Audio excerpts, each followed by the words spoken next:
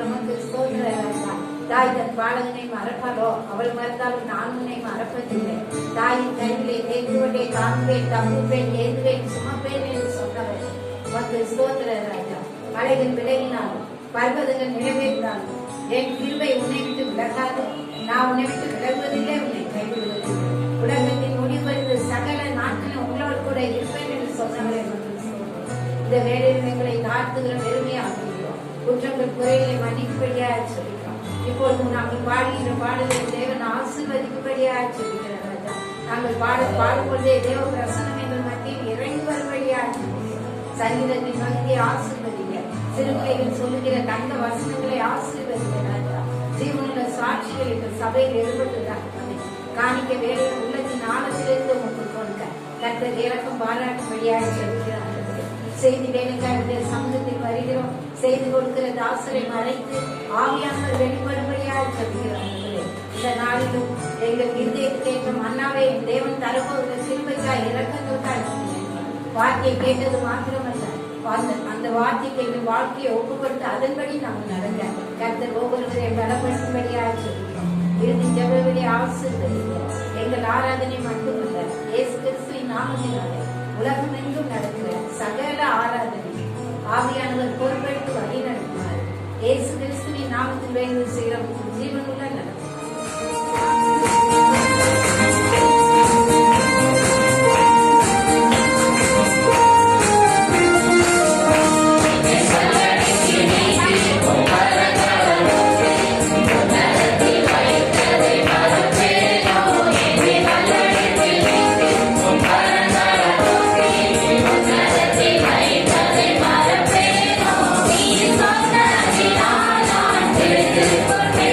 Thank you.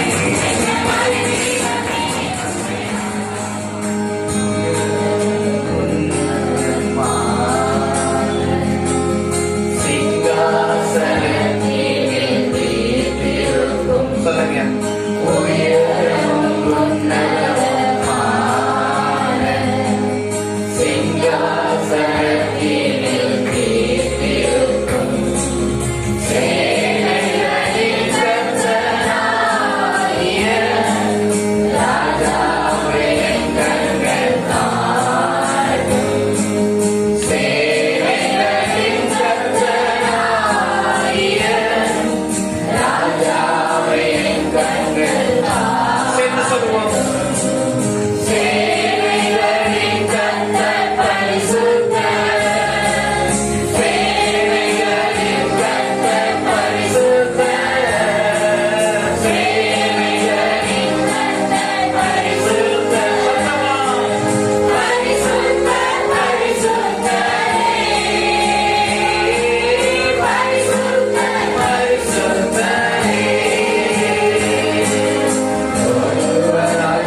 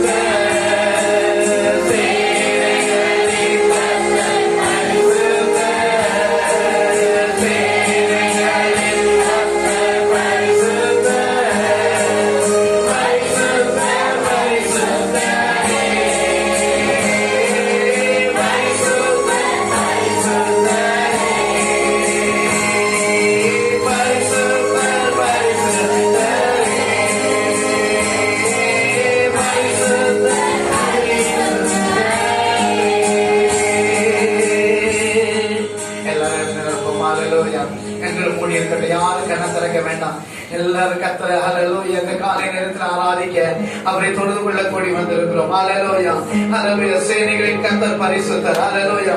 எத்தனை பேர் சொல்ல முடியும் நம்முடைய சேனைகளின் கர்த்தர் அவர் பரிசுத்தர்? ஹல்லேலூயா. இந்த இடத்துல நாம் ஆராதிக்க வந்திருக்கிறதுக்கு ரெண்டு நோக்கம். ஒன்று, அவர் பரிசுத்தமுள்ள தேவனாய் இருக்கிறார். ஹல்லேலூயா. அவர் ஜீவனுள்ள தேவனாய் இருக்கிறார். எனவே நாம் இந்த இடத்துல ஆராதிக்க வந்திருக்கிறோம். இரண்டாவது, எதற்காக ஆராதிக்க வந்திருக்கிறோம் என்றால் கர்த்தர் நம்முடைய வாழ்க்கையில செய்த நன்மைகள் ஏராளம். ஹல்லேலூயா. எத்தனையோ நன்மைகளை கர்த்தர் நம்முடைய வாழ்க்கையில செய்திருக்கிறார். அவைகளை எல்லாவற்றையும் எண்ணி பார்த்து இந்த காலை நேரத்தில் அவரை ஆராதிக்க பரிசுத்த தெய்வத்தை தொழுது கொள்ள கடந்து வந்திருக்கிறோம். ஹல்லேலூயா. கர்த்தர் செய்த எல்லா நன்மைகளுக்காக ஒரு விசை கரங்களை தட்டி கர்த்தருக்கு நன்றி செலுத்துகிறோம். ஹல்லேலூயா ஹல்லேலூயா ஹல்லேலூயா. அப்பா நீ செய்த எல்லா நன்மைகளுக்காக ஆண்டவரே உமக்கு நன்றி செலுத்துகிறோம். ஹல்லேலூயா. ஸ்தோத்திரம். அவர் ஒருவராய் சாவாமை உள்ளவர். ஹல்லேலூயா. நமக்கு ஸ்தோத்திரம். பிறக்கும் போது 60 வருஷம் 20 வருஷம் அல்லது 80 வருஷம் விஜய் போனா ஒரு மனிதன் ஒரு 100 அல்லது 110 வருடங்கள் வாழ முடியும். ஆனால் நம்முடைய ஆண்டவர் அவர் யுக யுகமாய் ஆண்டாண்டு காலமாய் அவர் ஜீவன் உள்ள தேவனாய் இருக்கிறார். அவருக்கு சாவு என்பது இல்லை. அவர் சாவாமை உள்ளவர். அவர் ஜீவன் உள்ள தேவன். அவர் நேற்று மீண்டும் என்றும் மாறாதவர். அவர் பரிசுத்தம் உள்ள தெய்வம். கரங்களை தட்டி கர்த்தருக்கு நன்றி செலுத்துங்க எல்லாரும். ஹல்லேலூயா ஹல்லேலூயா ஹல்லேலூயா. இயேசுவே உமக்கு நன்றி செலுத்துகிறோம் ஆண்டவரே. இயேசுவே உமக்கு நன்றி செலுத்துகிறோம் ஆண்டவரே. இயேசுவே உமக்கு நன்றி செலுத்துகிறோம் ஆண்டவரே. ஹல்லேலூயா.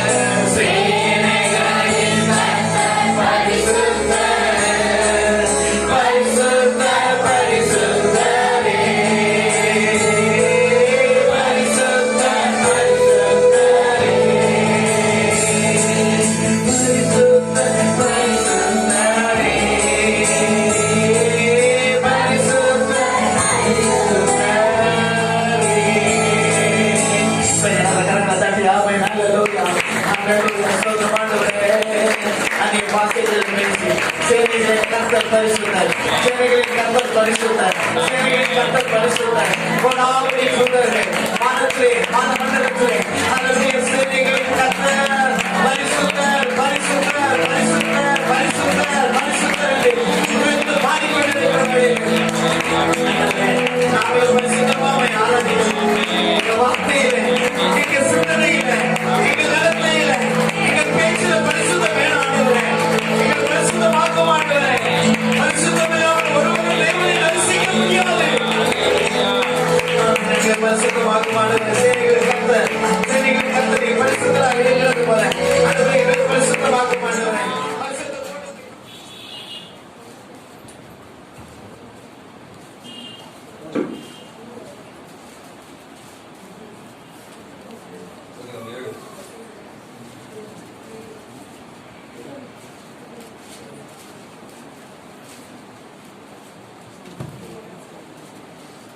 முடிகிறது. என் தேவனாகிய கர்த்தாவை உம்மை நம்பியிருக்கிறேன். என்னை துன்பப்படுத்துகிறவர்கள் எல்லாருக்கும் என்னை விலக்கி ரட்சியும்.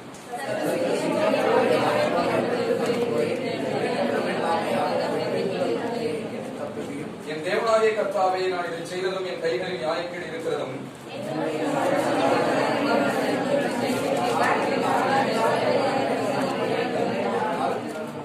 பயங்கரின் ஆத்துமாவை தொடர்ந்து பிடித்து என் காலை தரையிலே தள்ளி மிதித்து என் மகிமையை தூளிலே தாழ்த்த கிடவன்.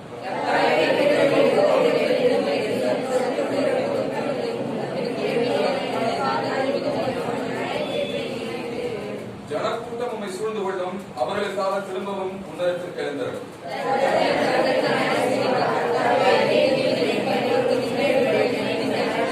துன்மார்க்குடைய பொல்லாங்கு வெளியே பண்ணும், நீதிமானை ஸ்திரப்படுத்துகிறாக. நீதி உள்ளவராய் இருக்கிற தேவரீர் இருதயங்களை உள்ளந்திரியங்களையும் சோதித்து தருகிறவர். தேவன் நீதியுள்ள நியாயாதிபதி. அவர் நாள்தோறும் பாவையின் மேல் சினம் பெறுகிற தேவன்.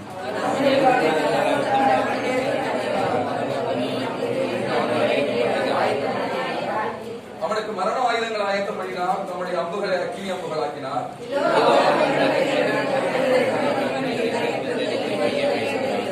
ஒளியை வெட்டி அதை ஆழமாக்கினான். தான் வெட்டின குழியில் தன்னை விழுந்தான்.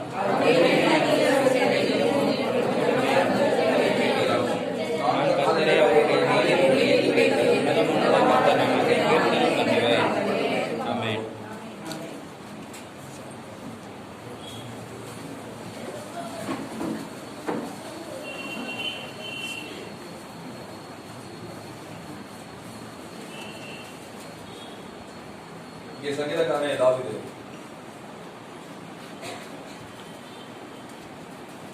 தன்னை குறித்தும் தாம் தொழுதுகிற தேவனை குறித்தும் தன்னை சுற்றி இருக்கின்ற மனிதர்களை குறித்தும் அவன் இங்கே அங்கலாய்ப்பதை பார்க்கிறான். அவன் அங்கலாய்க்கிறான். அவன் என்ன சொல்றதுன்னு தெரியல. அவனுக்கு தெரிந்த தேவன் அவனுக்கு கற்றுக் கொடுத்த அந்த காரியங்களை எல்லாம் இங்க பாடலாக படிக்கிறான். இதுல என் தேவனாகிய கர்த்தாவை உம்மை நம்பியிருக்கிறேன். என்னை துன்பப்படுத்துகிறவர்கள் எல்லாரும் என்னை விலக்கி ரட்சியும். சத்துரு சிங்கம் போல் என் ஆத்துமாவை பிடித்துக் கொண்டு போய் விடுவிக்கிறன் இல்லாமையால் அதை கீறாதபடிக்கு என்னை என்ன செய்யும்? வேதத்துல ஆதியாகமத்திலிருந்து வெளிப்படுத்தும் விசேஷம் வரைக்கும் பாத்தீங்கன்னா இந்த ஆத்துமாவை குறித்து அதிகமாக பேசுகிற ஒருவர் என்று சொன்னால் சங்கீதக்காரன் தாவீது தான். பாருங்க, நிறைய முறை ஆத்துமாவை குறித்து அவர் இங்க வெளிப்படுத்துகிறார். அவர் ஒரு பாட்டு எழுதி வைக்கல, இங்க ஒரு கதை எழுதி வைக்கல. அவர் வாழ்க்கை முறை, அவன் ஆராய்க்கின்ற கர்த்தர், அவனை சுற்றி இருக்கின்ற மனிதர்கள், அவன் அனுபவித்த காரியங்கள், அனுபவிக்க போகிற காரியங்கள், அவைகளெல்லாம் இங்கே அவன் தான் அனுபவித்த காரியங்களை அப்படியே அங்க பதிவு பண்ணி வைத்திருக்கிறார் அவர்கள். அதனாலே சத்துரு சிங்கம் போல என் ஆத்துமாவை பிடித்துக் கொண்டு போ. அப்படியானால் பாருங்க, ஒரு மனிதன் ஆவி மனிதன் என்று வேதம் சொல்கிறது. இந்த ஆவி மனிதன் இந்த சரீரம் என்ற இந்த கூட்டுக்குள்ளாக வாசம் செய்கிறான். ஒரு நாள் இந்த ஆவி எடுபடும் பொழுது பாருங்க, இந்த சரீரம் செத்ததாக என்ன செய்கிறது? மாறிவிடுகிறது. ஆம்பிஃபைட்ல போட்டுக்கிறது பாருங்க, ஸ்பிரிட் சோல் பாடி. ஆவி, ஸ்பிரிட்னா ஆவி, சோல்னா ஆத்மா, பாடினா நம்முடைய சரீரம். ஸ்பிரிட் சோல் பாடி இதை சேர்ந்ததுதான் ஒரு மனிதன். இந்த சரீரம் என்ற கூட்டுக்குள்ளாக இந்த ஆவியும் இந்த ஆத்மாவும் இல்லை என்று சொன்னால் மனிதன் மனிதனாக இருக்க மாட்டான். அவனுக்கு வேற பெயர் எல்லாருக்கும் அவருக்கு தெரியும். இன்னைக்கு ஒருத்தர் இறந்துட்டாங்க, யாராவது சொன்னா கோச்சுக்கோங்க, என்னையவே சொல்லலாம். பால்டேவிட் பாஸ் இறந்துட்டாரு. நல்லா இருந்தால் கொஞ்ச நாள் கழிச்சு, இப்ப இல்ல, கொஞ்ச நாளைக்கு இருந்தேன், கொஞ்ச நாள் இருந்து எல்லாம் நிறைய காரியங்கள் எல்லாம் பார்க்கணும்ல. கொஞ்ச நாள் கழிச்சு இறந்துட்டாரு. பாஸ்டர் எல்லாரும் அடக்கார வரைக்கும் வந்திருக்காங்க. அப்படி வச்சுக்குவோம். எல்லாரும் எனக்கு நம்பிக்கை உண்டு. தீர்க்காசை கொடுத்து கர்த்தர் சொன்ன வார்த்தையை என்ன செய்வார்? நிறைவேற்றுவார், சந்ததிக்கும் நிறைவேற்றுவார். அதனால பாஸ்டர் அடக்காரமைக்கு வந்திருக்கிறாங்க, பெட்டி எல்லாம் செய்தாரு. பாஸ்டர் அம்மா தான் காதார இடத்துலாக எல்லாம் உட்கார்ந்துருக்காங்க. இல்ல நான் பாஸ்டர் முதல்ல போய் நான் வந்துட்டேன்னா அங்க பாஸ்டருக்கு பெட்டியை செஞ்சு நான் நிற்பேன். இது நடக்கும், என்னைக்கா ஒரு நாள் நடக்கும். அவர் நிற்பாருங்க, நான் நிற்பேன். ஏதோ ஒன்று நடக்கும். நாங்க 2 பேரும் கோச்சிக்கிற மாட்டோம் பாருங்க, மற்ற பிள்ளைகள் எல்லாம் போய்க்குவாங்க. அது வரைக்கும் பாஸ்டர் ராஜேஸ்வரம், பாஸ்டர் பால் தேவி, இன்னும் நிறைய பாஸ்டர்கள் சொல்லலாம், நிறைய உங்களையும் சொல்லிக்கலாம். சுந்தரா சொன்னா அப்படி ஐயோ எப்படி எங்க பாஸ்டர் பால் தேவி எப்படி பண்றாரு தெரியுமா, எப்படி பிரசங்கிப்பார் தெரியுமா, எப்படி ஆராதனை நடத்துவார் தெரியுமா, எங்க ராஜா பாஸ்டர் எப்படி எல்லாம் கைண்டா கொண்டு போவார் தெரியுமா, புளிய காரியங்களில் எல்லாம் அப்படின்னு. ஆகோ ஓஹோ ஐயா அப்பா என்ன பிரகாசம் நல்லா இருக்குது. ஐயா பாஸ்டர் ஸ்தோத்திரம், நீங்க நல்லா இருக்கணும், உங்க பிள்ளை எல்லாம் நல்லா இருக்கணும், இன்னும் உங்க வாழ்க்கையில் ஆசிரியப்படும் ராஜசோகம் பாஸ்டர் உங்களை வாழ்த்துக்கிறோம், உங்களை ஜெயிக்கிறோம். ஐயா எங்க பாஸ்டர் போல வாங்க, ஃபங்க்ஷன் பாருங்க எப்படி கூப்பிடுறீங்க, ஜெபம் பண்றோம், காணிக்க தர்றீங்க, தசவம் கொடுக்குறீங்க, சாப்பாடு எல்லாம் கொடுக்குறீங்க, எங்களை மகிமைப்படுத்துறீங்க. உங்களையும் மகிமைப்படுத்துவாங்க. சொந்த மதங்க வீட்டுக்கு போனீங்கன்னா நல்லது. ஐயா வா வாங்க பைக்கமா வாங்க. ஐயோ எங்க அம்மா அதுல இருக்கும், இதெல்லாம் இருந்தா கூட அத ஒரு இதே இறந்தாச்சு கேள்விப்படுறாங்க. 100 பஸ் எந்த விட்டாராம். ஐயோ என்ன சொல்றீங்கப்பா, நேற்று நல்லா இருந்தாருங்க மனுஷன், என்ன இப்படி இறந்துட்டாருன்றீங்களே. இல்ல நேற்று பிரசவம் பண்ணிட்டாலே அப்படாரு வீட்டுக்கு, என்ன இப்படி இறந்துட்டாருன்றீங்களே, என்ன ஒண்ணும் நம்ப முடியல, என்னன்னு தெரியல, கத்தரத்துல போயிட்டாரு என்னன்னு தெரியலன்னு சொல்லிட்டு ஓடி வருவீங்க. மழையை போடலாம், ஜோம் பண்ணலாம், அதனால கிளம்பிக்கலாம், டீ அடிக்கலாம், பிஸ்கட் சாப்பிடலாம், எல்லாம் நடந்து கொண்டு இருக்கும். வேற உங்க நண்பர்களுக்கு எல்லாம் கூட தெரியும், பாஸ்டர் கிட்ட சொல்லுவீங்க, எங்க பாஸ்டர் வருவாங்க, அவங்க எல்லாம் சொந்தக்காரங்க வருவாங்க, நண்பர்கள் வருவாங்க, எல்லாரும் வருவாங்க. அங்க வரும்பொழுது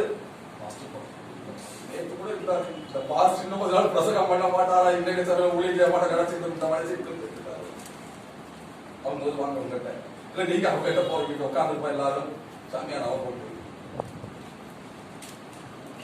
இறந்து 3 மணி நேரம் தான், அல்லது ஒரு 10 மணி நேரம், ஒரு 12 மணி நேரம், 24 மணி நேரம் கூட வச்சுக்கோங்களேன். ஒரு நாள் 2 நாள் கூட, ஒரு நாள்.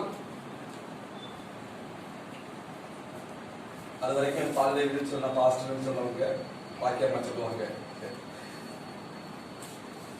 தாடியை பட்டுக்கிறாங்க.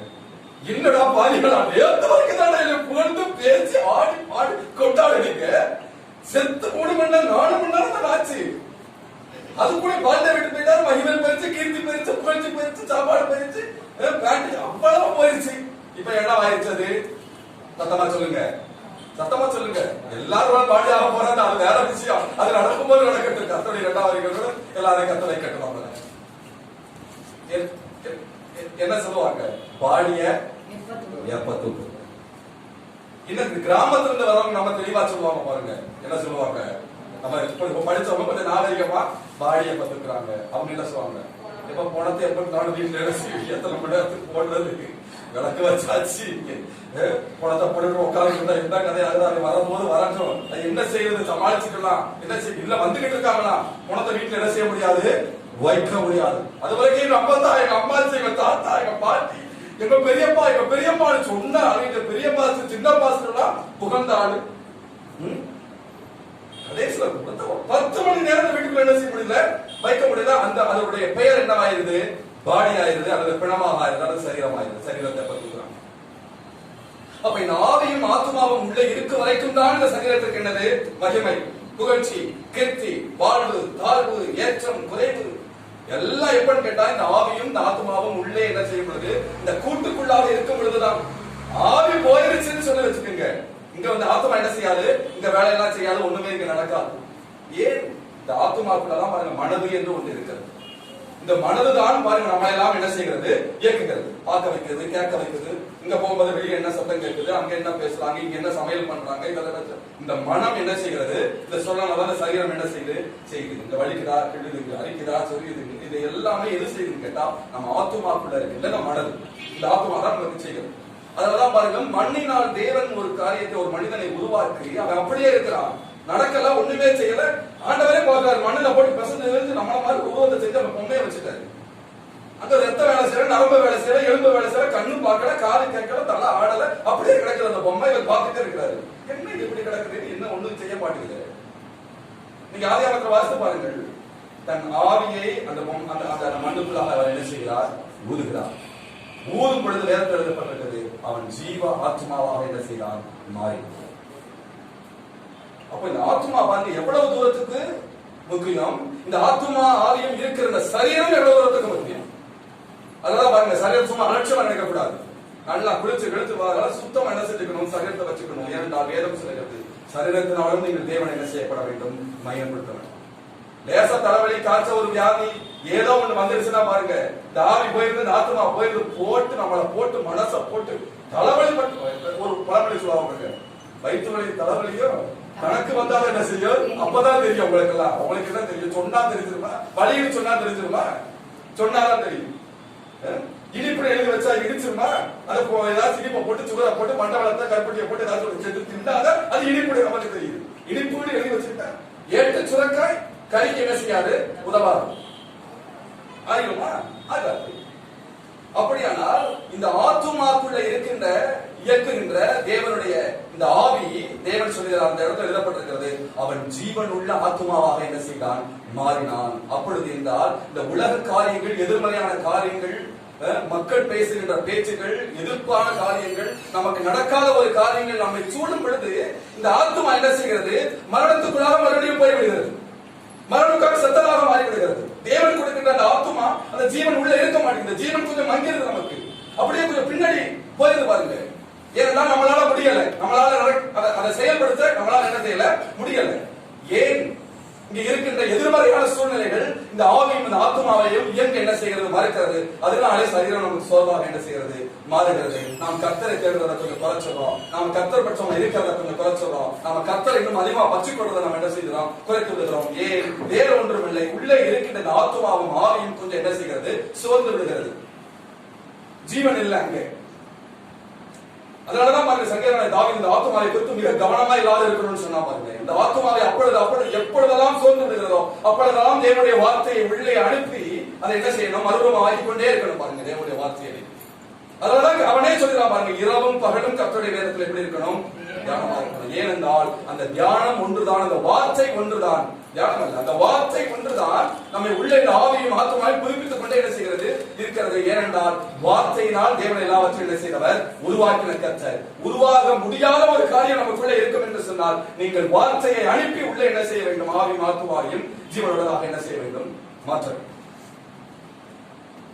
அதெல்லாம் சொன்னா பாருங்க, என் ஆத்மாவே கர்த்தரை நோக்கி நீ அமர்ந்தது, நீ நம்பி இருப்பது அவரால் என்ன செய்யும்? வரும். எனக்கு ஒத்தாசை வரும். பர்வதங்களுக்கு நேராக என் கண்களை வழியெடுக்கிறேன். வானத்தை பூமியும் உண்டாக்கின கர்த்தரிடத்திலிருந்து எனக்கு ஒத்தாசை வரும். என் காலை தள்ளாட விட்டார், என்னை காக்கிறவர் வந்தார். அவர் இஸ்ரவேலை காக்கிறவர் உறங்குவதும் இல்லை, தூங்குவதும் இல்லை. நீ கொஞ்சம் கவலைப்படாம என்ன செய்ய? இரு என் ஆத்மாவே. அவன் ஒரு இடத்துல இருக்காம, நீ ஆத்மாவை ஏன் எனக்குள் கலங்குகிறாய்? ஏன் எனக்குள் திரிக்கிறாய்? ஏன் ஆத்மாவே இதெல்லாம் பார்த்து நீ பயப்படுற? சில காரியங்களை பார்த்து, சில காரியங்களை பார்த்து ஏன் அஞ்சுற? ஏன் நிக்க முடியல உன்னால சொல்லி அவனை கேட்கிறான் ஆத்மாவுக்கு. ஏன்னால் இந்த ஆத்மா அப்பொழுது என்ன செய்கிறது? உள்ளே என்ன செய்கிறது? போய்விடுகிறது. நாம் போகிறது அல்ல, நம்ம நல்லாதான் இருக்கிறோம். நம்ம கர்த்தர் நல்லாதான் தேடுறோம். நம்ம கர்த்தருக்கு பிரியமா தான் நடக்கிறோம். ஒரு சில சில குறைவுகள் எல்லாருக்குள்ள இருக்கலாம். அதெல்லாம் மீறித்தான் கர்த்தர் அனுபவித்திருக்கிறார். அதையெல்லாம் தாண்டி எல்லாமே அவருக்கு தெரியும். அவருக்கு தெரியாத ஒரு அணுவும் என்ன செய்வதில்லை, அசைவதில்லை. இது எல்லாருக்கும் தெரியும். அதெல்லாம் பாருங்க, சங்கீதம் தாவீது 2 சொல்லிருக்கான் பாருங்க. வாசி பாருங்க, 2 வாசிக்கலாம் சத்தமா. சத்துரு சிங்கம் போல என்ன பிடிக்கிறானா? என் ஆத்மாவை பிடித்து, என் ஆத்மாவை சிங்கம் போல என் ஆத்மாவை பிடித்த சிங்கம் பாத்தீங்கன்னா சரி, போனோட எங்க பிடிக்கிறீங்க? முறவலை என்ன செஞ்சிருமா? பிடிச்சிருமா? அசைக்கவே என்ன செய்யாது? முடியாது. நான் நல்லா இருக்கணும், நல்ல வார்த்தைகளை பேசணும், நல்லா சிரிக்கணும், நல்லா ஆராதிக்கணும், நல்லா கர்த்தரை தேடணும், கர்த்தரை கேட்டு கொடுக்கணும், நல்லா வாழ்ந்து இருக்கணும், சாட்சியா இருக்கணும், எல்லாரும் எதிரிகளுக்கு முன்பாக வாழ்ந்து காண்பிக்கணும்னு சொல்லி வைராக்கியம் பாராட்டி கொண்டு இருக்கும் பொழுதே சிங்கம் போல வந்து ஆத்மாவை கண்டு பிடிச்சது அப்படி பின்னாடி கொண்டு போயிருக்காங்க மறுபடியும். அதனால போட்டிருக்குது, ஒன்று பேதம்னு நினைக்கிறேன், எழுதப்பட்டிருக்கிறது பாருங்க. சிங்கம் போல் எவனை விருங்கலாமா என்று அவன் என்ன செய்கிறான்? வகையேறி சுற்றித் தருகிறான். உங்கள் ஆத்மாவை சிங்கத்தின் வாயில் என்ன செய்யாமல் கொடுக்காமல் அவனுக்கு எதிர்த்து நின்று அவன் என்ன செய்யுங்கள்? விரட்டுங்கள். எதிர்த்து நில்லுங்கள். நீங்க ஒண்ணு விரட்ட வேண்டாம், எதிர்த்து மட்டும் தைரியமா நில்லுங்க. அவன் தன்னால என்ன செய்வான்? போயிடுவான். ஆஹா, இந்த பழம் என்ன செய்து பிடிக்கிறது, நமக்கு என்ன செய்யாது? இது கிடைக்காது, போயிடும். இது நடக்காது போல இவங்கிட்ட. இவங்களுக்கு போட்ட பிரச்சனை எது வந்தாலும் தாங்கக்கூடிய ஆற்றலை நீங்க பெற்றுக் கொள்ளுங்க பிரியமான சொல்லி தேவடத்துல. கர்த்தாவே எதுவா இருந்தாலும் நான் சந்திக்கிறேன். நீங்க என் பட்சத்தில் இருக்கும்போது எனக்கு என்ன ஆண்டவரே? என்னை விட்டு விலகுவதும் இல்லை, என்னை கைவிடுவதும் இல்லை என்று சொல்லி இருக்கிறேன். ஆண்டவரே, நீ என் பட்சமாக இருக்கிறேன். என் ஆத்மாவை ஏன் எனக்குள் கலங்குகிறாய்? ஏன் எனக்குள் தயங்குகிறாய்? என் தேவனாகிய கர்த்தர் என்னோட கூட இருக்கின்றார். அது உனக்கு தெரியாதா? யார் சொன்னாங்க, யார் சொல்லாட்டாங்க, யாரு கொடுத்தாங்க, யாரு கொடுக்காட்டாங்க, யாரு பாராட்டாங்க, பாராட்டுக்காட்டாங்க, யாரு கடத்தை கொடுத்தாங்க, கடத்தை கொடுக்காட்டாங்க, யார் தூக்கி வச்சாங்க, யார் கீழே இறக்க விட்டாங்க, எல்லாவற்றையும் நான் ஏனென்றால் நான் தேவனை கனம் பண்ணுகிறேன். அவர் சொல்லியிருக்கிறார், என்னை கனம் பண்ணுவேன், நானும் என்ன செய்வேன், கனம் பண்ணுவேன், அவர்களை உயரமான தங்களை கொண்டு போய் என்ன செய்வேன், நிறுத்தும்படி எல்லாரும் பார்த்து புருவத்தை தூக்க முடியாத காரியங்களை தான் அவர்களுக்கு எதிர்காலத்தில் செய்திருக்கின்றேன், வைத்திருக்கின்றேன். இதுதான் நீங்கள் மாணவனாக இருக்கின்ற கர்த்தருடைய திட்டம். இது ஆத்மாவுக்கு சொல்லணும் பாருங்க. ஆத்மா சரணத்தில் கேட்காது, மறுக்கும் சிலர். ஏன்னா உலகத்து காரியங்களை பார்க்கும் பொழுது சில ஆட்கள் வெளியிலிருந்து சொல்லும் பொழுது சிலர் பலவாரியான காரியங்களை கேட்கும் பொழுது உலகம் இப்படிதான் இருக்குது போல இருக்குது. இல்ல, அவர்களும் நாமும் ஒரு வித்தியாசமானவர்கள். அவர்கள் தேவனால் ஆசீர்வதிக்கப்பட்டவர்கள் என்பதை உணராமல் இருக்கிறார்கள். நாம் தேவனால் ஆசீர்வதிக்கப்பட்டவர்கள் என்பதை என்ன செய்திருக்கிறோம், அறிந்து உணர்ந்து அந்த அறிவை அதிகமாக என்ன செய்திருக்கிறோம், பெற்றிருக்கிறோம். அந்த பெற்றிருக்கிற நாம் எது வேதத்தில் எழுதப்பட்டிருக்கிறது, நீங்கள் ஆசீர்வாதத்தை சுதந்திரித்துக் கொள்ளும்படி என்ன செய்யப்பட்டவர்கள், அழைக்கப்பட்டவர்கள் என்ற அறிவு உங்களுக்குள்ள அதிகமாக என்ன செய்யணும், இருக்கணும். அறிவு ஒன்றுதான் நீங்க சிங்கத்தின் வாயிலை சிக்காதபடி உங்களை என்ன செய்யும், காக்கும் என்று கர்த்தர் சொல்கிறார். தேவனை பற்றின அறிவு, அவருடைய வல்லமை பற்றின அறிவு, அவருடைய வார்த்தையை பற்றின அறிவு, அவருடைய ஆவியை பற்றின அறிவு, அவர் வைத்திருக்கிற நோக்கம் திட்டங்களை பற்றின அறிவு நாட்கள் நம்ம பெருக்கணும். கர்த்தாவே, என்னை குறித்து என்ன திட்டம், என்னை குறித்து என்ன நோக்கம், என் குடும்பத்தை குறித்து, என் பிரயாசங்களை குறித்து, என்னுடைய ஊழியர்களை குறித்து, என்னுடைய எதிர்காலத்தை குறித்து நீர் என்ன திட்டம் வைத்திருக்கிறீர்கள் கர்த்தாவே, என் ஆத்மாவை கர்த்தாவே அதை உள்ள ஏற்றணும். பாருங்க, என் ஆத்மாவுக்கு தெரியப்படுத்துங்க. என் ஆத்மா நான் உமது கருத்துல தர ஆண்டவரே, யாரு கருத்துல தர விரும்பல. என் வாழ்க்கையை செலவச்சுவாங்க, என் வாழ்க்கை என் பிள்ளையவே உமது கருத்துல என்ன செய்கிறேன், அதுதான் மாட்டிக்கிறோம் நாம. கர்த்தாவே, என் பிள்ளைகளை என் காரியங்கள் எல்லாம் உமது கருத்தில் என்ன செய்கிறேன், தருகிறேன். உமது கருத்தில் வந்தது விருதாவாக ஒருபோதும் என்ன செய்வதில்லை, திரும்பவதில்லை. ஆண்டவரே, உமது கருத்தில் என்ன செய்கிறேன், நான் தருவேன். ஏன் நீங்க வாசிங்க, சங்கீதம் 7 மேல பாருங்க, 7 சங்கீதம் போட்டுருந்தா பாருங்க, 7 சங்கீதம் மேல போட்டுருக்கா, அதை வாசிங்க. பென்யமீனாகிய கூஸ் என்பவருடைய வார்த்தைகள் நிமித்தம் தாவீது கர்த்தரை நோக்கி பாடின சிகாயோன் என்னும் சங்கீதம். இந்த பென்யமீன் கோத்திரத்துல கூஸ் என்ற ஆளு பாருங்க, தாவீதை பற்றி பேசின பேச்சு கொஞ்சம் கிடையாது பாருங்க. அவ்வளவு பேச்சு, அவன் ஆத்மாவை நொறுங்கும்படி, அவன் சரீரமே பலனற்று போகும்படியாக அவனை பேசு சொல்லுவாங்க பாருங்க. திட்டி திமிரிட்டான். அப்புறம் என்னமா ஏதாச்சும் சொல்லுங்க, என்ன சொல்லுவாங்க, பேசி குமிச்சுட்டாங்க, ஏதோ சொல்லுவாங்க, பேசி தள்ளிட்டான், போட்டு எவன் என்ன வேணாலும் பேசுறாங்க. கடைசி பாருங்க, அவன் குழிய தோண்டினா அந்த குழியில அவன் போய் என்ன செய்வான், விழுவான். வினைய வச்சா அவன் தலை மேல வேணாம் வந்து எனக்கு இருக்கும். எனக்கு அதெல்லாம் என்ன செய்யாது, படிக்கிறதே கிடையாது. வார்த்தை அப்படிதான் சொல்ல, உங்களுக்கு விரோதமாக உருவாக்கப்படும் எந்த வாய்ப்பாக இருந்தாலும் என்ன செய்யாது, அது வாய்ப்பாது. இது அது அவங்க இப்படி சொன்னாங்க பாஸ்டர், இவங்க இப்படி சொன்னாங்க பாஸ்டர், அதை செஞ்சாங்க பாஸ்டர், இவங்க இதை சொல்லிட்டாங்க பாஸ்டர், எதை வேணாலும் சொல்லட்டும் பாஸ்டர், நான் சொல்றேன்.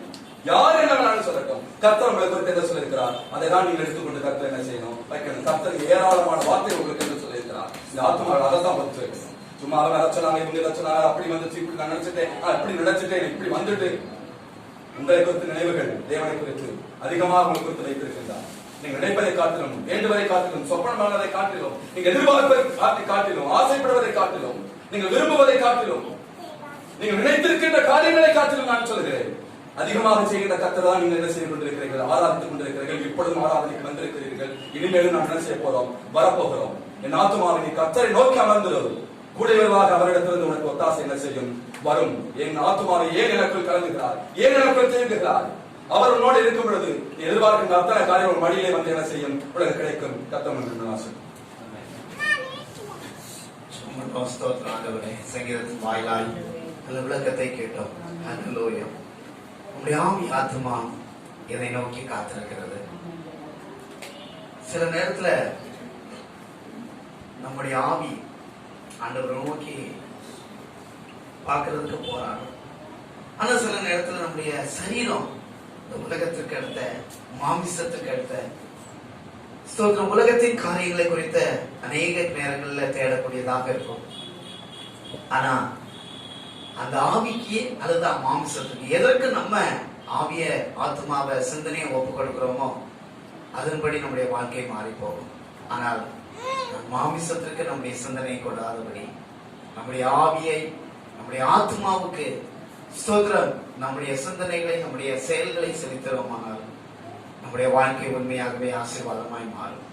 கர்த்தாவே, நாளைய சங்கீதத்தின் வாயிலா நீ பேசின நல்ல வார்த்தைகளுக்காக நன்றி. கர்த்தாவே, எங்கள் ஆவி ஆத்மா சரீரம் உண்மையை பற்றி கொண்டு இருக்கட்டும், உண்மையை சார்ந்து இருக்கட்டும். உண்மையை நாங்கள் நம்பி இருக்கிறோம். நீ காட்டுகிற வழியிலே எங்களை அனுதினமும் நடத்தி செல்லும். இயேசு கிறிஸ்துவின் இன்ப நாமத்தில் கெஞ்சி கேட்கிறேன் ஜீவனுள்ள நல்ல பிதாவே. ஆமென். ஐயா, ஹalleluya. கர்த்தருடைய நல்ல நாமம் மகிமைப்படுவதாக. ஒவ்வொரு நாளிலும் நம்மை பாதுகாத்து வழி நடத்தி சுகம் தந்து பலன் தந்து மட்டுமாய் கர்த்தர் நம்மை ஹalleluya ஸ்தோத்திரம் வழி நடத்தி வருகிறார். அவருடைய கிருபை தான் நம்மை தாங்கி நடத்தி வருகிறது. ஹalleluya. அதோடு கூட ஸ்தோத்திரம் ஜெபங்களிலே தனிப்பட்ட ஜெபங்களிலே நினைத்துக் கொள்ளுங்கள். ஸ்தோத்திரம் ஜெபியுங்கள். ஸ்தோத்திரம். அதே போல கடந்த வாரத்துல மல்லிகாமா இருக்கிறாங்க, அவங்களுடைய மருமகள் அவங்களும் விலகினமான ஹாஸ்பிட்டல் அட்மிட் பண்ணப்பட்டிருந்தாங்க. ஆனா ஆண்டவர் பூரண சுகத்தை கொடுத்திருக்கிறார். ஹalleluya. விடுதலையாகி ஆஸ்பத்திரியிலிருந்து வரல. ஸ்தோத்திரம். நீங்க தொடர்ந்து அவர்களுக்காகவும் ஜெபித்துக் கொள்ளுங்கள். ஜெபம் ஜெயத்தை கொண்டு வரும். ஆமென். எத்தனை பேர் விசுவாசிக்கிறீங்க? ஹalleluya. ஹalleluya. ஸ்தோத்திரம். அப்போ அப்போஸ்தலனாகிய பவுல் அப்படிதான் சொல்றாரு, எனக்காக ஜெபித்துக் கொள்ளுங்க அப்படின்னு சொல்லி. ஸ்தோத்திரம். ஏன்னா அநேகருடைய ஜெபத்தினாலே ஸ்தோத்திரத்தினாலே என்ன பெறுகிறதா?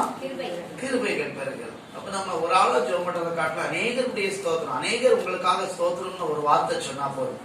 அந்த ஜெபம் நன்மையை, மாற்றத்தை, மேன்மையை, உயர்வை கொண்டு வரும். ஹalleluya. அதே போல எங்களுக்காக ஊழியர் செய்கிற எங்களுக்காக நீங்க யாரெல்லாம் ஜெபம் பண்றீங்க? ஹalleluya. ஸ்தோத்திரம். எனக்காக ஜெபம் பண்ணுங்க, அரவுக்காக. அதே போல பாஸ்டர் பால் டேவிட் அவர்களுக்காக, எங்க விசாந்திரா சிஸ்டர் இருக்கிறாங்க. எங்கள் ஊழியர்களுக்காக நாங்க போகிற வருகிற இடங்கள்ல கர்த்தர்களை பயன்படுத்தணும். ஹalleluya. கர்த்தர் மற்றவங்களுக்கு ஆசீர்வாதமா கர்த்தர் வைத்திருக்கிறார். நேற்று தினத்துல நாங்க மதுரை மாவட்டம் முழுவதும் இருக்கிற கிட்டத்தட்ட ஒரு 60 சபைகள்ல இருந்து ஒரு செமினாருக்கு நேற்று வந்திருந்தாங்க ஆரப்பாளையத்துல. அங்க போய் நாங்க ட்ரைனிங் கொடுத்தோம். டீச் பண்ணாப்புல. ஸ்தோத்திரம். அந்த ட்ரைனிங் உண்மையாகவே ஆசீர்வாதமா இருந்தது. ஹalleluya. ஸ்தோத்திரம். கர்த்தர் எங்களை பல இடங்களிலே பயன்படுத்தி வருகிறார். ஸ்தோத்திரம். ஆண்டவர் உங்களுடைய ஜெபம் தான் எங்களுக்கு பேக் போனா இருக்கணும். ஹalleluya. நீங்க ஜெபித்துக் கொள்ளுங்க. போக்கணும் வரத்திலும் ஆண்டவர் எங்களை பயன்படுத்தணும். தேவையான வார்த்தைகளை எங்க வாழ்க்கையில வாயில வைக்கணும். சரீரத்துல நல்ல பலனை கர்த்தர் தந்து நடத்தணும். தொடர்ந்து ஜெபியுங்க. ஸ்தோத்திரம். நிச்சயமாக தேவன் நம்மை ஆசீர்வதிப்பார். இந்த நாளில் தியானத்துக்காக ஒரு வேத வசனத்தை வாசிக்கலாம். உபாகமத்தின் புத்தகம் 31ஆம் அதிகாரம் 8வது வசனம். உபாகமத்தின் புத்தகம் 31. எல்லாரும் சொல்லுங்க. 31:8. கர்த்தர் தாமே உனக்கு முன்பாக போகிறவர், அவர் உன்னோட இருப்பார், அவர் உன்னை விட்டு விலகுவதும் இல்லை, உன்னை கைவிடுவதும் இல்லை, நீ பயப்படவும் கலங்கவும் வேண்டாம். ஹalleluya. இன்னைக்கு ஆண்டவருடைய வார்த்தை, அவர் உன்னோடு கூட இருப்பார். யார் இருப்பா? வீட்டுக்காரரா அல்ல வீட்டுக்காரியா அல்லது அப்பாவா அம்மாவா நண்பரா உறவினர்களா? யார் இருப்பா கூட? ஹalleluya. ஆண்டவர் நம்ம கூட இருக்கிறார். அவர் நம்மை விட்டு விலகவும் மாட்டார், நம்மளை கைவிடவும் மாட்டார். அப்ப இந்த உலகத்துல என்னதான் இருந்தாலும் ஆண்டவர் இல்லாட்டா எல்லாமே வேஸ்ட். எல்லாம் இருந்தா ஆண்டவர் இல்லாட்டா, ஆனா ஒண்ணுமே இல்ல, ஆண்டவர் நம்ம கூட இருந்தா அது மட்டும் போதும். ஹalleluya. எத்தனை பேர் அதை விசுவாசிக்கிறீங்க? எனக்கு பணம், செல்வம், காரு, பங்களா அது எல்லாம் இருப்பதை காட்டணும், அது எதுவுமே இல்லாத கர்த்தர் மட்டும் இருந்தா போதும். எத்தனை பேர் விசுவாசிக்கிறீங்க? கர்த்தர் மட்டும் இருந்தா எல்லாம் நமக்கு வரும். ஹalleluya.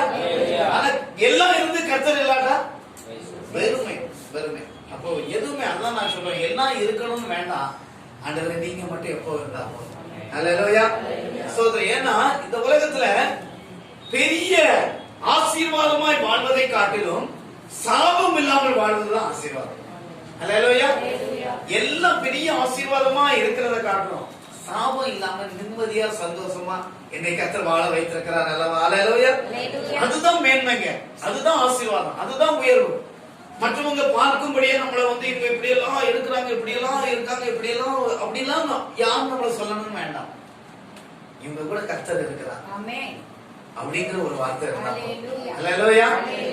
இவங்களுக்கு இதெல்லாம் இருக்கு அப்படின்னு சொல்லத காட்டணும், இவங்க கூட கர்த்தர் இருக்கிறார் அப்படின்னு சொல்றதுதான் மேன்மை. ஹalleluya. அப்போ ஆண்டவர் இன்றைக்கு மீண்டும் உங்களை பார்த்து சொல்லுகிறார், நான் உன்னோட கூட இருக்கிறேன். ஹalleluya. பக்கத்துல உங்களை பார்த்து விசுவாசமா சொல்லுங்க, கர்த்தர் உங்க கூட இருக்கிறார். சொல்லுங்க, கர்த்தர் உங்களுக்கு இருக்கிறார். அப்ப கர்த்தர் உங்களோட கூட இருப்பார். ஆண்டவருடைய வார்த்தை சொல்ல, கர்த்தர் உங்க கூட இருப்பார். ஹalleluya. அவர் கூட இருப்பார். அப்ப அவர் இருந்தா என்னெல்லாம் ஆசீர்வாதம் இருக்கு. வேதத்துல பார்க்கும் பொழுது அந்த அட்டையில இருந்து இந்த அட்டை வரைக்கும் நீங்க திருப்பி வாசித்து பாத்தீங்கன்னா ஆண்டவர் கூட இருந்த மனுஷர்களோடு செய்த காரியங்கள் எல்லாவற்றையும் நம்ம வாசிக்க முடியும்.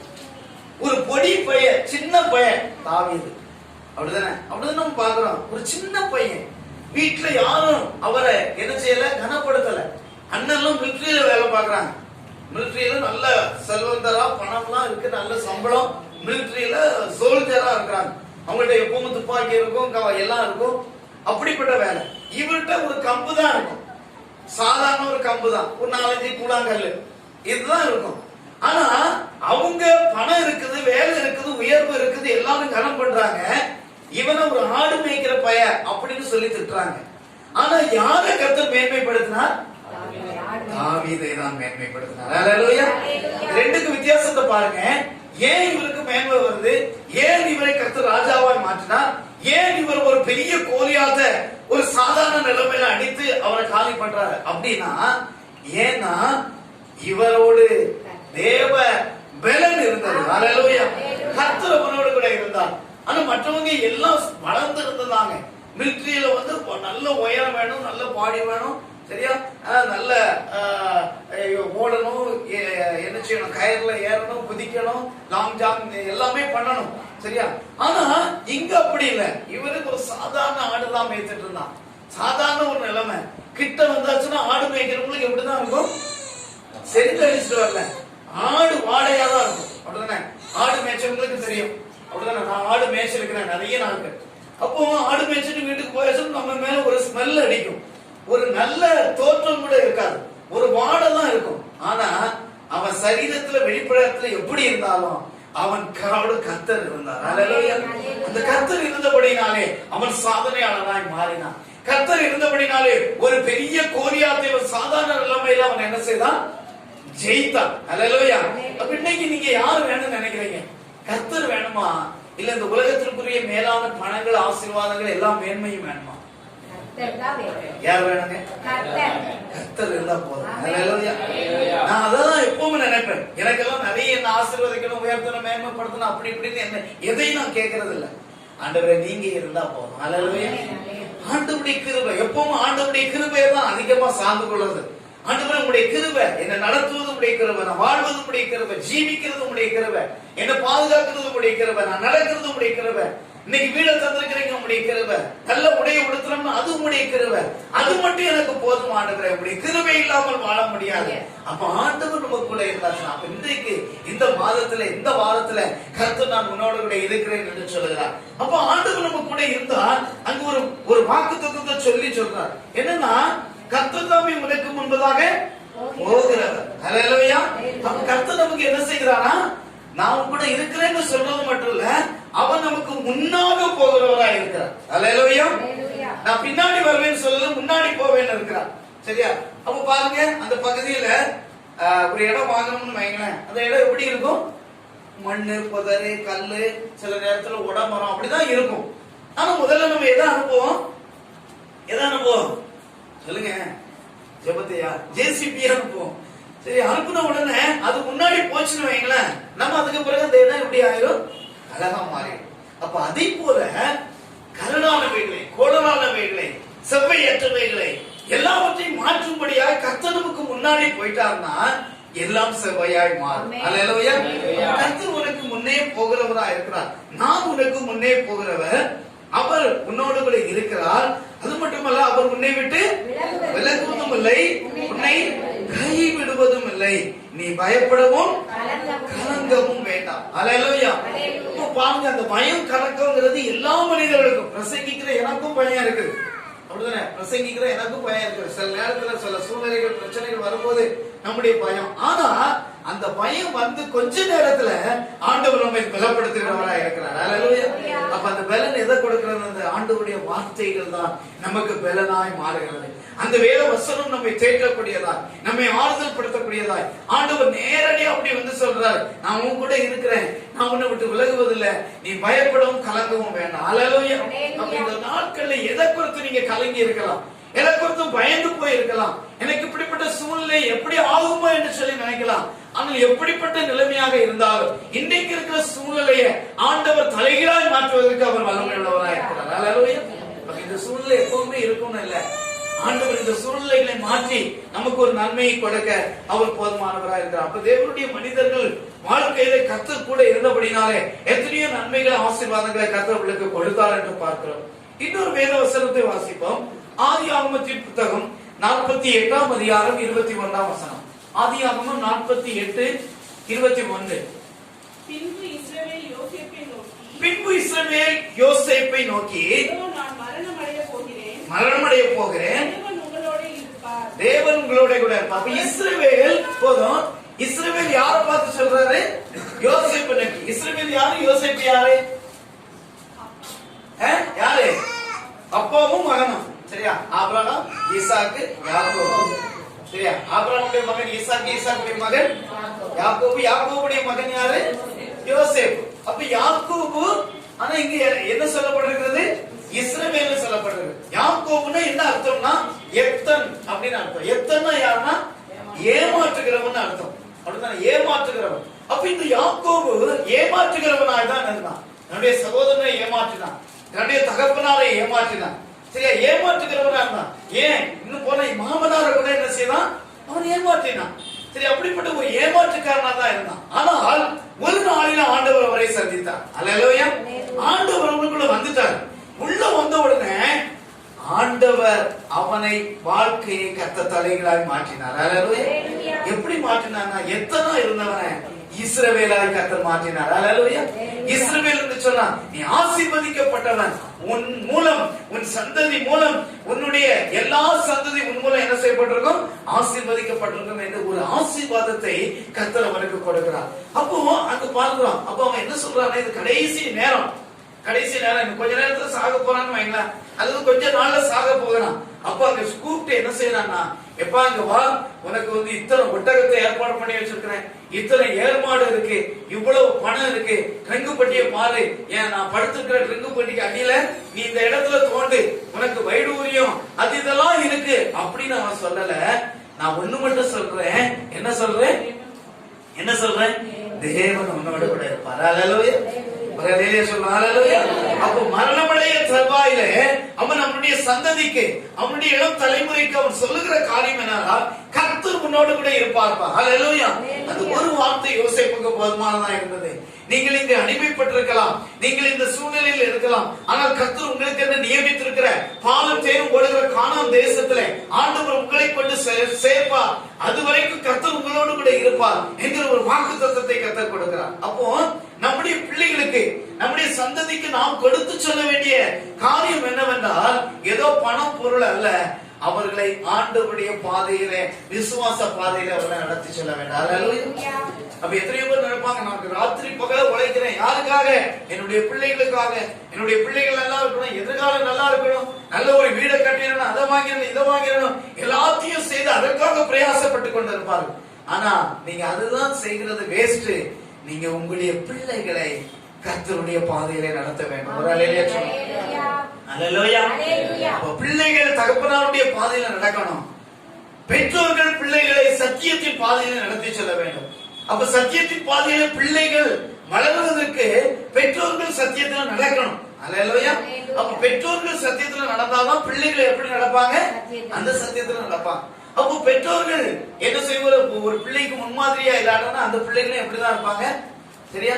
அவங்களும் பொய் சொல்றவங்களோ, அவங்களும் ஏமாற்றுறவங்களோ, அவங்களும் என்ன செய்யறவங்க திருடுறவங்களோ, அப்படிதான் இருப்பாங்க. அப்படிதான் இருப்பாங்க. சரியா? எனக்கு நாகர்கோயில்ல ஒரு குடும்பத்தை தெரியும். அந்த தாயார் எந்த டிபார்ட்மெண்ட் ஸ்டோருக்கு போனாலும் அல்லது எந்த ஒரு திருவிழா கடைக்கு போனாலும் என்ன செய்வாங்க? பிள்ளைகளுக்கு முன்னாடியே பொருட்களை என்ன செய்வாங்க? ஆட்டையை போட்டு பிள்ளைகளுக்கிட்ட கொடுத்து பத்திரமா வச்சுக்கோ கூட்டிட்டு வருவாங்க. ஆனா சில ஆண்டுகள் கழிந்தது பாருங்க, அந்த பிள்ளைகள் வாழ்க்கை சின்ன பின்னமாயிட்டு. காரணம் என்ன? பெற்றோரே தவறு செய்வதற்கு என்ன செய்யறாங்க? காரணமா இருக்கிறாங்க. அப்போ பெற்றோர்கள் அப்படி செய்யும் போது பிள்ளைகள் அதை என்ன செய்யறாங்க? அதை பார்த்துட்டு இருக்கிறாங்க. அப்போ அவன் திருவிழா கடையில இருந்து ஒரு 2 வளையல திருடி அந்த பிள்ளைக்கு அவருடைய தாயார் கொடுத்தாங்கன்னா இந்த மகன் என்ன செய்வான்? இது கண்ணாடி விளையாடும். அப்ப இந்த பிள்ளை வளர்ந்து என்ன செய்யும்? என்ன செய்யும்? தங்க வளையல். அது கண்ணாடி விளையாடுறது, அது தங்க விளையாடுறது. அப்ப பாருங்க, இதுக்கு யாரு காரணம்? யாரு காரணம்? பெற்றோர்கள். அப்ப அதே நேரத்துல குடும்பத்துல ஒரு பிரச்சனை வருது, ஒரு சூழ்நிலை வருது, கஷ்டம் நெருக்கம், அப்படிப்பட்ட ஒரு சூழ்நிலை வருது. அப்போ பிள்ளைகளை கூப்பிட்டு உட்கார வச்சு ஜெபம் பண்ணி, இவ்வளவுதான்ப்பா நம்ம நிலைமை தான், நம்ம ஆண்டவர்கிட்ட ஜெபம் பண்ணோம், ஆண்டவர் நமக்கு தருவான்னு சொல்லி அந்த பிள்ளைகளை ஜெபத்துல நடத்துவதாக இருந்தால் அந்த பிள்ளைகள் எந்த சூழ்நிலையிலும் சத்தியத்துல நிலைத்திருப்பார்கள். அல்லேலூயா. அப்ப இங்க இஸ்ரவேலாகிய அந்த யாக்கோபு அவன் என்ன செய்கிறார்? யோசேப்புக்கு ஒரு வார்த்தை சொல்லுகிறார், எப்பா என்ன செய்தாலும் சரி ஆண்டவர் உன்னோடு கூட இருப்பார். அல்லேலூயா. ஆண்டவர் உன்னோடு கூட இருப்பார். இன்றைக்கு நம்ம கையில வச்சிருக்கிற தமிழ் வேதாகமம், இந்த தமிழ் வேதாகமம் எப்படி கிடைச்சு தெரியுமா? இது மூல பாஷை என்ன மொழி? எபிரேய கிரேக்க மொழியில தான் இருக்கு. பழைய ஏற்பாடு ஹீப்ரு எபிரேய மொழியிலும், புதிய ஏற்பாடு கிரேக்க மொழியிலும் தான் இந்த மூல பாஷையில எழுதப்பட்டது. இன்னைக்கு நம்ம சொந்த மொழியில தமிழ்ல வாசிக்கிறோம். அதற்கு காரணம் என்னவென்று சொன்னார், ஒரு தாயாருடைய ஜெபம். அல்லேலூயா. ஒரு தாயார் மரிக்கிற சூழ்நிலையில அவங்க சொன்ன காரியம், இந்த வேதத்தை நீ நேசிக்கணும், இந்த வேதத்துக்கு நீ ஒப்பு கொடுக்கணும் அப்படின்னு சொன்னபடினால ஒரு மிஷனரி அவர் இந்த வேதத்தை நேசிச்சார். அவர் ஒரு மிஷனரியாக இந்திய தேசத்துக்கு வந்தார். தரங்கம்பாடியில வந்த அந்த சீகன் பால்க்கு அந்த வேதத்தை இன்றைக்கு தமிழ்ல மொழிபெயர்த்தார். ஒரு நிலையிலே சொல்லலாம், இன்னைக்கு தமிழ்ல மொழிபெயர்த்து நமக்கு கொடுத்திருக்கிறார்னா அவருடைய தாயார் அந்த நபருக்கு கொடுத்த அந்த சத்தியம். அல்லேலூயா. அந்த தாயார் அவங்க விதைத்த விதை இன்னைக்கு பல ஆயிரம் இந்திய மொழிகளிலே முதல் மொழியில தமிழ் மொழியில பிரிண்ட் பண்ணப்பட்டது. அல்லேலூயா. இந்திய மொழிகளிலே எந்த மொழியும் பிரிண்ட் பண்ணப்படாத எழுத்துக்கள் கிடையாது. முதல் மொழியில பிரிண்டிங் பிரஸ்ல முதல் பிரிண்ட் பண்ணப்பட்ட மொழி தமிழ் மொழி. வரலையிலேயே சொல்லலாம். அப்ப இன்றைக்கு காரணம் என்னவென்று சொன்னால் அந்த தாயாருடைய வளர்ப்பு இன்றைக்கு நம்முடைய கரங்களிலே அநேக அநேக அநேக லட்சக்கணக்கான கோடிக்கணக்கான மக்களுக்கு இந்த தமிழ் வேதாகமும் ஆசீர்வாதமாய் இன்றைக்கு மாற்றப்பட்டிருக்கிறது. அல்லேலூயா. இன்றைக்கு கோடிக்கணக்கான மக்கள் இந்த உலகத்துல தமிழ் வேதாகமத்தை வைத்திருக்கிறாங்க. அதுக்கு ஒரு ஆசீர்வாதம் அவருடைய பெற்றோர்களுடைய தியாகம், அந்த பெற்றோருடைய மிஷனரியாக அனுப்பின அந்த தியாகம் தான் இன்றைக்கு நம்மை மாற்றி இருக்கிறது. அப்போ இந்த இஸ்ரவேல் யோசேப்புக்கு சொன்ன காரியம், நீ என்ன செய்ய வேண்டும்? நீ ஆண்டவர் உனக்கு இருக்கிறார், அவரை பற்றிக்கொள் என்று சொல்லி. அப்ப அதே போல யோசேப்பும் அவருடைய வாழ்க்கையில எல்லா சூழ்நிலைகளிலும் கர்த்தர் என்னோடு கூட இருக்கிறார் என்கிற தைரியம் இருந்தபடினாலே அவர் எல்லாவற்றிலும் ஜெயம் பெற்றவராய் மாறினார். அல்லேலூயா. அப்ப கர்த்தர் அவரை ஆசீர்வதித்தார் என்று சொல்லி பார்க்கலாம். ஒரு வசனத்தை வாசிப்போம். ஏசாயா தீர்க்கதரிசி புத்தகம் 32ஆம் அதிகாரம் 2ஆம் வசனம். ஏசாயா 32:2. அவர் காற்றுக்கு ஒதுக்காகவும் பெரும் வெள்ளத்துக்கு புகலிடமாகவும் வறண்ட நிலத்திற்கு நீர்க்கால்களாகவும் விடாய்த்த பூமிக்கு பெருங்கன்மலையின் நிழலாகவும். ஒரு அல்லேலூயா சொல்லலாமா? நிழலாகவும் அங்க முடிச்சிருங்க. நிழலாகவும் இருப்பார், அதுதான் முக்கியம். சரியா? இவ்வளவு காரியத்தை சொல்லி நிழலாகவும் என்ன செய்வாரா? இருப்பார். அல்லேலூயா. இங்க சொல்லப்பட்ட காரியங்கள் முதல்ல என்ன செய்யணும்? காற்றுக்கு ஒரு ஒதுக்கு. சரியா? இப்போ ஒரு புயல் காற்று வேகமா சுத்துதுன்னு வைங்களேன், நம்ம என்ன செய்வோம்? காற்று அடிக்குது, நம்மளும் அதுல போய் நின்னோம்னா மேல வரைக்கும் பறந்துட்டு கீழே வரலாம் அப்படின்னு சொல்லி நேரா அந்த நடுவழியில போய் நிற்போமா? என்ன செய்வோம்? காற்று வருது, எங்கேயாவது ஒதுங்குங்க அப்படின்னு சொல்லி என்ன செய்வோம்? ஒதுங்குவோம். அப்படிதானே? எங்கேயாவது அந்த என்ன இருக்குது, ஒரு மரம் இருக்கா, மரத்துக்கு பின்னாடி ஒதுங்குவோம், அல்லது ஒரு கார் இருக்கா, காருக்கு பின்னாடி, ஒரு வீடு இருக்கா, வீட்டுக்குள் பின்னாடி ஒதுங்குவோம். அப்போ அவர் காற்றுக்கு ஒதுக்காய் இருக்கிறார். அல்லேலூயா. அப்ப நம்ம வாழ்க்கையில அடிக்கிற காற்று சூழ்நிலைகள் பலவிதமான காற்றுகள் அடிக்கலாம். பணப்பிரச்சனை என்கிற காற்று, சரியா? வேதனை துன்பம் என்கிற காற்று, சரியா? வியாதி என்கிற காற்று நம்மை நோக்கி வீசலாம். ஆனால் அந்த சூழ்நிலைகளிலே அவர் நமக்கு ஒதுக்காக, அல்லேலூயா, அவர் நமக்கு தஞ்சமாக பாதுகாப்பாக அவர் இருக்கிறார் என்று சொல்லி பார்க்கிறோம். அப்ப கர்த்தர் நம்ம கூட இருந்தாச்சுன்னா எப்படிப்பட்ட காற்று அடித்தாலும் அவர் நமக்கு ஒரு சூழ்நிலையை ஏற்படுத்தி தருகிறார். இரண்டாவது காரியம் அங்க சொல்லப்பட்டிருக்கிறது, பெருவெள்ளத்தில் என்னது? புகலிடம். அல்லேலூயா. அப்ப பெருவெள்ளம், ஒரு காற்று அடிக்குதுன்னு வைங்களேன், பயங்கரமா காற்று அடிக்குது, பயங்கரமான தண்ணீர் பெருக்கெடுத்து ஓடுகிறது, காற்றாறு அப்படின்னு சொல்றோம். அப்ப காட்டு ஆறு அப்படியே கரைபுரண்டு ஓடும் பொழுது அது என்னெல்லாம் சேர்ந்து ஓடும்? என்னெல்லாம் சேர்ந்து ஓடும்? காட்டாறுல என்னெல்லாம் ஓடும் சொல்லுங்க? மரங்கள், அப்புறம் ஆடு மாடு எல்லாமே ஓடும். அப்படிதான் அதிகமான பாம்புகள் ஓடும். அப்ப இவைகள் எல்லாம் அப்படியே அடிச்சுட்டே போகும்போது எதை தேடும்? எதை தேடும்? ஏதாவது ஒண்ணு இழுத்துட்டு போகுதுன்னு ஒரு ஆடே எடுத்துட்டு போகுதுன்னா அது என்ன தேடும்? ஒரு புகலிடத்தை தேடும். அல்லேலூயா. அப்ப இயேசு கிறிஸ்து நம்முடைய வாழ்க்கையில, நம்முடைய வாழ்க்கையும் காற்றும் மழையும் அல்லது பெரு வெள்ளத்தில் நம்ம இழுத்துட்டு போகிறவங்க இருக்கலாம். இந்த உலகத்தின் பார்வையில நம்ம இழுத்துட்டு போகலாம், பிரச்சனைகள் நம்மளை இழுத்துட்டு போகலாம், சூழ்நிலைகள் நம்மளை இழுத்து கொண்டு போகலாம். நான் இப்படியெல்லாம் நினைக்கணும் ஆகணும்னு நினைக்கிறேன், ஆனா ஒண்ணும் அடப்படல, ஏதோ ஒண்ணு இழுத்துட்டு போகுது அப்படின்னு நினைக்கலாம். ஆனா நம்ம எப்படி இழுத்துட்டு போனாலும் நமக்கு ஒரு புகலிடம் உண்டு, ஆண்டவராகிய இயேசு கிறிஸ்து. அல்லேலூயா. அப்ப பெரு வெள்ளத்துக்கு அவர்தான் புகலிடமா இருக்கிறார், அவர்தான் பாதுகாப்பா இருக்கிறார், அவர்தான் தஞ்சமா இருக்கிறார், அவர்தான் நம்மை நடத்தி செல்கிறவரா இருக்கிறார்.